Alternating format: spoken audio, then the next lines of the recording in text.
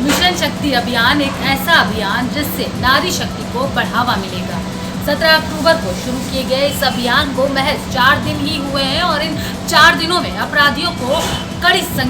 कहेंगे कि सजा दी गई है और काफ़ी संख्या में अपराधियों को सजा दी गई है। और सबसे खास बात इसमें ये रही कि वो अपराधी जो जमानत लेकर कहेंगे कि छूट जाते थे, उनकी जमानत को भी निरस्त किया गया है। वहीं अगर हम बात करें इस अभियान की और दूसरे महिला सुरक्षा से जुड़े अभियानों या योजनाओं की, तो ये बेहद अलग है क्योंकि इसमें उन छोटी छोटी चीज़ों को ध्यान में रखा गया है जिनसे कहीं ना कहीं दिन प्रतिदिन कहेंगे कि अपराध की जो है रफ्तार बढ़ रही थी।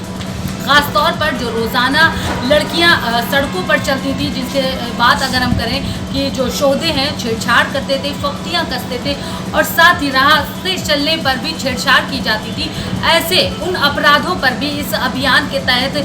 ख़ास ध्यान रखा गया है और ऐसे अपराधियों पर भी कड़ी सज़ा का प्रावधान है। इस जो अभियान है इसको देखते हुए लगता है कि कहीं ना कहीं अगर ये पूरी तरह से लागू रहता है, अगर ये पूरी तरह से जिस तरह से 4 दिन का जो सकारात्मक परिणाम है, आगे भी अगर ऐसे परिणाम मिलते हैं तो वो दिन दूर नहीं जब प्रदेश में अपराध पर पूरी तरह से लगाम लग जाएगी। उत्तर प्रदेश सरकार के मिशन शक्ति अभियान ने इंस्टेंट असर दिखाना शुरू कर दिया है और इसी का नतीजा है कि 17 अक्टूबर को शुरू किए गए इस अभियान को महज 4 दिन ही हुए हैं और काफी संख्या में अपराधियों को मृत्युदंड, आजीवन कारावास, अर्थदंड की सजा भी मिल चुकी है। एडीजी अभियोजन आशुतोष पांडे ने बताया कि प्रभावी पैरवी के फलस्वरूप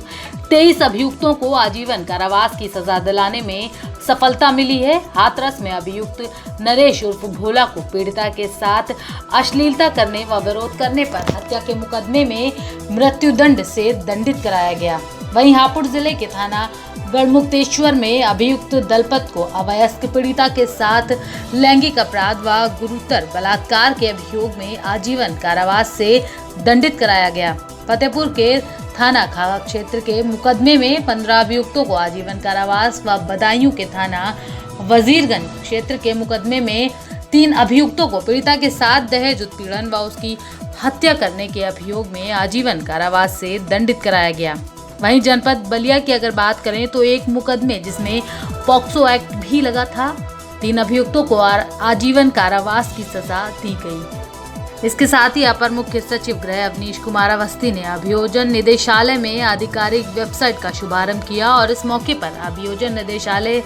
ने एक यूट्यूब चैनल का भी उद्घाटन किया गया। इस चैनल के माध्यम से महिला व बच्चों के साथ होने वाले अपराधों को लेकर कानून में हुए बदलाव समेत अन्य विधिक मामलों पर लोगों को जागरूक किया जाएगा। एडीजी ने कहा कि पुलिस की मजबूत पैरवी का परिणाम है कि बीते कुछ दिनों में महिलाओं व बच्चों के साथ हुए जघन्य अपराधों में 14 आरोपियों को फांसी की सजा दिलाई जा सकी है। उन्होंने बताया कि ऐसे अपराधों से जुड़े 49 मामलों में आरोपितों की जमानत निरस्त कराने की कार्यवाही भी की गई और एक दिन में 28 अपराधियों को जिला बदर कराया गया।